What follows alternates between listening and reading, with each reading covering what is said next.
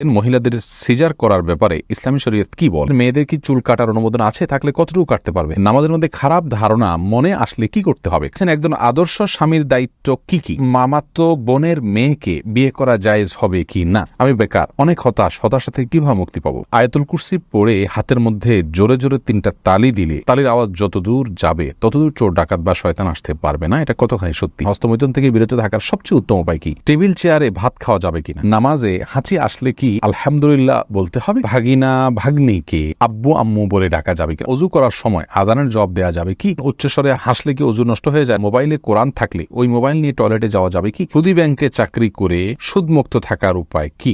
আফিয়া খাতুন মুন্নি জানতে চেয়েছেন, উচ্চস্বরে হাসলে কি অজু নষ্ট হয়ে যায়? না, উচ্চস্বরে হাসলে অজু নষ্ট না, তবে নামাজের মধ্যে উচ্চস্বরে হাসলে অজু নষ্ট হওয়ার কথা ইমাম আবু হানিফা রাহিমাহুল্লাহ বলেছেন। দিবা আপনি জানতে চেয়েছেন, ফরজ নামাজের সিজদায় কি বাংলা দোয়া করা যাবে? উত্তর হলো না, ফরজ নামাজ সিজদায় বাংলা দোয়া করবেন না। মাহমুদ জানতে চেয়েছেন, মামাতো বোনের মেয়েকে বিয়ে করা জায়েজ হবে কি না? মামাতো বোন সে আপনার মাহারাম নন। যেখানে মামাতো বোনকেই সরাসরি বিয়ে করা জায়েজ আছে, সেখানে মামাতো বোনের মেয়েকে তো অবশ্যই বিয়ে করা জায়েজ আছে, কোনো অসুবিধা নেই। জিয়াউদ্দিন জানতে চেয়েছেন, ভাগিনা ভাগ্নিকে আব্বু আম্মু বলে ডাকা যাবে কি? অসুবিধা নেই। এটা সে অর্থে, প্রকৃত অর্থে আব্বু আম্মু বলা হয় না, যার কারণে ইন্নামা মানবের নিয়াত, তাদেরকে আব্বু আম্মুর মতো শ্রদ্ধার স্নেহের সেই জায়গা থেকে বলা যেতে পারে। কিন্তু পরিচয় দিয়ে আব্বু আম্মু তারা আমার বাবা মা এরকম কোন পরিচয় তো আপনি দিচ্ছেন না। যদি দিতেন তাহলে সেক্ষেত্রে এটি গুনাহের কারণ হতো। মেহেদী হাসান জানতে চেয়েছেন, নামাজে হাঁচি আসলে কি আলহামদুলিল্লাহ বলতে হবে? ভাই মেহেদী হাসান, নামাজে যদি হাঁচি আসে তাহলে সেক্ষেত্রে আমাদের কোনো কিছু বলতে হবে না, কারণ আলহামদুলিল্লাহ বলা, ইরহামুকাল্লাহ বলা এগুলো সালাতের বাইরের জন্য প্রযোজ্য, সালাতের মধ্যে এগুলো বলা যাবে না। সাইফুল ইসলাম আপনি জানতে চেয়েছেন, অজু করার সময় আজানের জবাব দেওয়া যাবে কি? অজু করার সময় আজানের জবাব দেওয়া যাবে যদি আপনি অজুর ফাঁকে ফাঁকে দিয়ে ফেলতে পারেন, কোনো অসুবিধা না থাকে, পানি অপচয় না হয়, ফাঁকে ফাঁকে দিয়ে ফেলতে পারেন। অজুর সময় তো বিশেষ কোনো দোয়া নাই, অতএব মুখে আপনি সে আমলটা করতেই পারেন। অজুর হাত ধোয়ার সময় এক দোয়া, মুখ ধোয়ার সময় এক দোয়া, পাও ধোয়ার সময়, মাথা মাসা করার সময় এক দোয়া, এরকম বিভিন্ন দোয়ার কথা আমরা জানি, সেগুলো বিশুদ্ধ হাদিস দ্বারাই প্রমাণিত নয়, যার কারণে অজুর ফাঁকে ফাঁকে আপনি আজানের জবাব দিতে পারবেন। মুস্তফা সাগর আপনি জানতে চেয়েছেন, মোবাইলে কোরআন থাকলে ওই মোবাইল নিয়ে টয়লেটে যাওয়া যাবে কি? যাবে। মোবাইলের ভিতরে কোরআন থাকা, নিজের বুকের ভিতরে কোরআন থাকা, স্মৃতিতে কোরআন থাকা একই কথা। আমাদের স্মৃতিতে মুখস্থ কোরআন আছে, সেটা আমরা টয়লেটে যাচ্ছি না আমাদের শরীর নিয়ে, অতএব মোবাইলের ভিতরে কোরআনটা এরকম সফট কপিটা আমাদের শরীরের ভিতরে থাকার মতোই, যার কারণে এটা নিয়ে আপনি টয়লেটে যেতে পারেন, কোনো অসুবিধা নেই। সঞ্জিদা শারমিন হিমু আপনি জানতে চেয়েছেন, সুদী ব্যাংকে চাকরি করে সুদমুক্ত থাকার উপায় কি? দেখুন, সুদী ব্যাংকে চাকরি করে সুদমুক্ত থাকার একমাত্র উপায় হলো যে আপনি সুদী ব্যাংকের এমন কোন পদে কাজ করবেন যে পদে কাজ করলে সরাসরি সুদের সাথে কোনো সম্পৃক্ততা আপনার থাকবে না। অর্থাৎ কথার কথা সুদের স্যাংশন করা, সুদের সাক্ষী হওয়া, সুদের হিসাব রক্ষণ, এরকম কোনো কিছুর সাথে আপনি সম্পৃক্ত থাকবেন না। এরকম কোনো কিছুর সাথে যদি আপনি সম্পৃক্ত না থাকেন, তাহলে সেক্ষেত্রে ইনশাআল্লাহ আশা করা যায় আপনার সেই চাকরি জায়েজ হবে এবং হালাল হবে। রাহাত নাম দেখা আছে, এই নাম থেকে আমি যে প্রশ্নটি দেখতে পাচ্ছি সেটা হলো, টেবিল চেয়ারে ভাত খাওয়া যাবে কিনা? উত্তর হলো যাবে, তবে রাসূল করিম সাল্লাল্লাহু আলাইহি ওয়াসাল্লাম সম্পর্কে হাদিসে বর্ণিত হয়েছে, মা আকালা নবী সাল্লাল্লাহু আলাইহি ওয়াসাল্লাম আল খিওয়ান কাত্তু, তিনি কখনো খেওয়ানের উপরে খান নাই। খেওয়ানের ব্যাখ্যা অনেকে বলেছেন টেবিল চেয়ার, যার কারণে এটা অ্যাভয়েড করা, বিশেষ করে হেলান দিয়ে তিনি কখনো খাননি, এরকম একটি বর্ণনা পাওয়া যায়। তো যার কারণে হেলান দিয়ে খাবেন না, যদি চেয়ারে বসেনও খুব আয়েশ করে আয়েশি ভঙ্গিতে খাবেন না, এটুকু খেয়াল করা জরুরি। বাকি এটা খেললে যে গুনাহ হয়ে যাবে ব্যাপারটি সেরকম নয়। আব্দুল্লাহ আল জাবির আপনি জানতে চেয়েছেন, হস্তমৈথুন থেকে বিরত থাকার সবচেয়ে উত্তম উপায় কি? সবচেয়ে উত্তম উপায় হলো নির্জনতা পরিহার করা, কারণ নির্জনতা ছাড়া হস্তমৈথুন হয় না। আপনি নির্জনতা পরিহার করুন, ইনশাআল্লাহ বিদিনিল্লাহ সেটা হবে আপনার জন্য সবচেয়ে বড় সহায়ক। সেই সাথে এ বিষয়ে ক্ষতিকর যে বিষয়গুলো আছে পার্থিব এবং পরলৌকিক, সে আর্টিকেলগুলো পড়ুন এবং যেসব দৃশ্য দেখা এবং অবলোকন করার কারণে হস্তমৈথুনের আগ্রহ জাগ্রত হয় সেগুলো থেকে দূরে সরুন, সেগুলোকে ডিলিট করে ফেলুন এবং সেগুলো থেকে নিজেকে সরিয়ে নিয়ে আসুন, একদম বিচ্ছিন্ন হয়ে যান সেগুলো থেকে, ইনশাআল্লাহ আল্লাহ তাআলা সাহায্য করবেন। এমনি মিজানুর রহমান আপনি জানতে চেয়েছেন, মহিলাদের সিজার করার ব্যাপারে ইসলামী শরীয়ত কি বলে? ভাই মিজান, ইসলামী শরীয়তে সিজার করার ব্যাপারে বিশেষ কোনো বিধি নিষেধ নেই, কারণ আল আসলু ফিল আশিয়াই আল ইবাহা, জাগতিক বিষয়ে মূল বিধান হলো সবই হালাল, যদি কোনো নিষেধাজ্ঞা না থাকে। তো সিজার করার ব্যাপারে কোনো নিষেধাজ্ঞা নেই।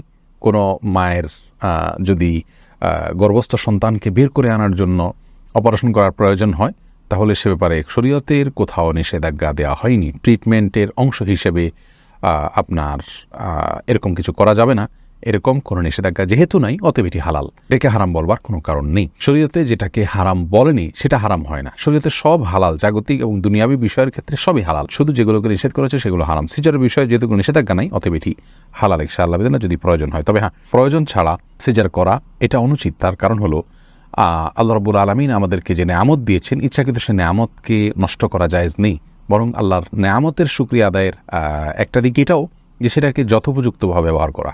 অনেক মা বোনরা আজকাল সিজার করছেন নিছক আপনার শখের বশে বা শৌখিনতা বসে। তার মানে যদি সিজার করেন তাহলে সেক্ষেত্রে তার শারীরিক বিভিন্ন আপনার অসুবিধাতে তিনি রক্ষা পাবেন, অথবা তার মনের মতো কিছু হবে, তিনি কষ্ট করতে চাচ্ছেন না, বা এই জাতীয় কারণে অনেক সময় সিজার করা হয়, আমরা শুনে থাকি। সেটা খুবই নিন্দনীয় হবে। কারণ হলো বিনা প্রয়োজনে নিজেকে কষ্ট দেওয়া বা নিজের ক্ষতি করা, এটা এক ধরনের ক্ষতি, নিজেকে ত্রুটির মধ্যে ফেলে দেওয়া।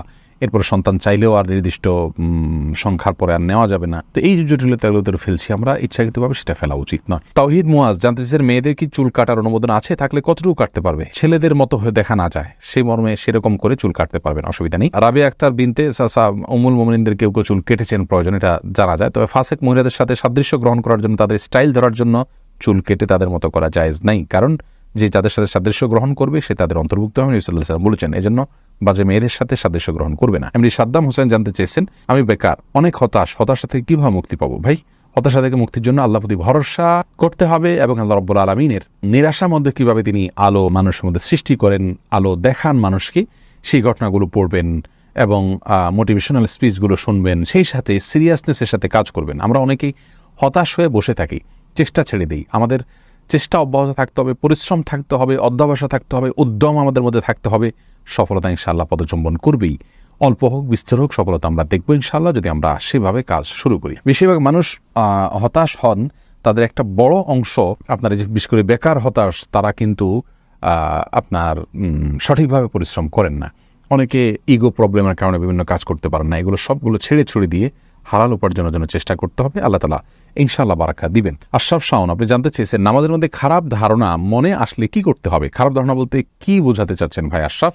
খারাপ ধারণা বলতে বাজে কোনো চিন্তা, খারাপ কোনো চিন্তা যদি আসে, তাহলে সেটা ইস্তেগফার করে সাথে সাথে আল্লাহর ভয়ে সালাতটা, আল্লাহর শরণার্থে, আল্লাহ দেখছেন, আল্লাহ আপনাকে অবজার্ভ করছেন, সেটাকে মাথায় রেখে আপনি ফেরত আনবেন। কি পড়ছেন সেগুলো বুঝে পড়ার চেষ্টা করবেন, তাহলে সেদিকে মনোযোগ থাকবে ইনশাআল্লাহ। আর যদি সালাতের মধ্যে আপনার খারাপ চিন্তা বলতে, খারাপ ধারণা বলতে আপনার আল্লাহ সম্পর্কে বা অন্য কিছু সম্পর্কে আসে, তাহলে তো যে পরামর্শ একটু আগে আমরা দিলাম সেটার উপরে আমল করতে হবে। এমডি মুজাহিদুল ইসলাম আপনি জানতে চেয়েছেন, কোরআন শরীফ ভুলবশত পা ঠেকলে করণীয় কি? কোরআনে কারীম এখানে যদি ভুলবশত পা লেগে যায়, বিশেষ কোনো করণীয় নেই, তবে সাবধান থাকতে হবে কোরআনের প্রতি অসম্মান যাতে ইচ্ছা অনিচ্ছা না হয়, বাস। এছাড়া বিশেষ কোনো করণীয় নেই। পরবর্তী সময়ের জন্য সাবধান হয়ে যাবেন। জান্নাতুল ফিরদাউস আপনি জানতে চেয়েছেন, আয়াতুল কুরসি পড়ে হাতের মধ্যে জোরে জোরে 3টা তালি দিলে তালির আওয়াজ যতদূর যাবে ততদূর চোর ডাকাত বা শয়তান আসতে পারবে না, এটা কতখানি সত্যি? বোন জান্নাতুল ফিরদাউস, আয়াতুল কুরসি সম্পর্কে রাসূল করিম সাল্লাল্লাহু আলাইহি ওয়াসাল্লাম থেকে একাধিক হাদিস বর্ণিত রয়েছে এর ফজিলত এবং মর্যাদা প্রসঙ্গে। তার একটি মর্যাদার বিষয় এও যে যেই বাসায়, যে ভবনে বা যে বাড়িতে বা যে জায়গায় বসে আয়াতুল কুরসি রাতের বেলায় তেলাওয়াত করা হয়, সেখানে আল্লাহ রাব্বুল আলামিন চুরি দাড়ি এগুলো থেকে তাদেরকে হেফাজতে রাখেন। অতএব আয়াতুল কুরসির এটি একটি ফজিলত বিশুদ্ধভাবে প্রমাণিত যে সেখানে আয়াতুল কুরসি পাঠ করলে আর চুরি হবে না ওই রাতে। কিন্তু এর মানে এই নয় যে, যেমনটা আপনি বলেছেন যে 3বার তালি দিতে হবে, তারপর তারের আওয়াজ যতদূর যাবে ততদূর আপনার প্রোটেকশনে চলে আসবে, এরকম কোনো কথা কোনো বিশুদ্ধ হাদিসে বর্ণিত হয়েছে বলে আমাদের জানা নেই।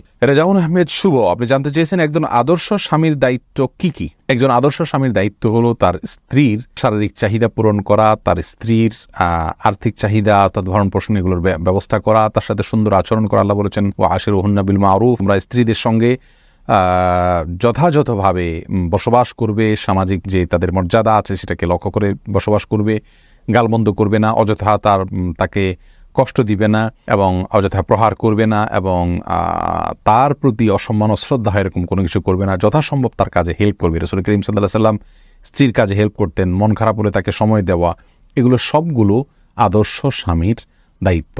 সেই সাথে আদর্শ স্বামী তার স্ত্রীকে আখিরাতের পথে পরিচালিত করবেন, জান্নাতের পথে যেতে সহায়তা করবেন, কোরআন হাদিস শেখার জন্য সহায়তা করবেন। বিশেষ করে তারা বাইরে যেতে পারেন না, সব জায়গায় যেতে পারেন না, শিখতে পারেন না, সেক্ষেত্রে তাদের ইসলামিক নলেজ অর্জনের জন্য পথগুলো উন্মোচন করে দিবেন। বাহির থেকে ভালো কিছু জানলে তাদেরকে শেয়ার করবেন। সুন্দরভাবে তাদের সাথে বসবাস করা, তাদেরকে স্যাটিসফাইড করা, এটা আদর্শ স্বামীর গুণ। একটা পর্যায়ে গিয়ে সেই স্ত্রী যখন বলবেন যে হ্যাঁ আমার স্বামী একজন ভালো মানুষ সার্বিকভাবে, তখন তিনি আল্লাহর কাছেও ভালো হিসাবে বিবেচিত হবেন। অতএব তার কাছ থেকে সার্টিফিকেট যেহেতু নিতে হবে বিধায় তাকে সন্তুষ্ট করার বৈধ সমস্ত উপায়গুলো আমাদের অবলম্বন করতে হবে, সেক্ষেত্রে আদর্শ স্বামী হওয়া যাবে।